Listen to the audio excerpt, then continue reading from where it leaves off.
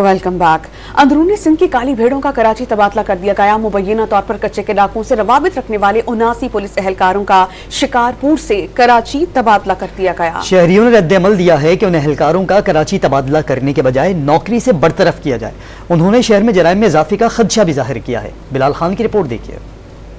अंदरूनी सिंध कच्चे के खतरनाक बदनाम डाकुओं से रवाबित रखने के इल्जाम में पुलिस एहलकारों को मुअत्तल करने के बजाय कराची रेंज सजा के तौर पर तबादला कर दिया गया। शिकारपुर में कच्चे के डाकुओं के खिलाफ सख्त ऑपरेशन के दौरान इंफॉर्मेशन लीक होने पर पुलिस एहलकारों की खुफिया इंक्वायरी की गई। इंक्वायरी में 79 एहलकारों के कच्चे के खतरनाक डाकुओं से रवाबित के सबूत मिले। आला हुक्काम ने इन एहलकारों को मुअत्तल करने या उनके खिलाफ तहकीकात के बजाय उनका कराची रेंज तबादला कर दिया, जिस पर कराची के बासी कहते हैं कि शिकारपुर में जो एहलकार जराइम पेशा अफराद की सरपरस्ती करते हैं उन्हें नौकरी से बरतरफ या उनके खिलाफ महकमा जाती सख्त कार्रवाई की जाए। अब कच्चे के पुलिस वाले यहाँ पर आ जाएंगे तो पर कराची का अल्लाह ही हाफिज है।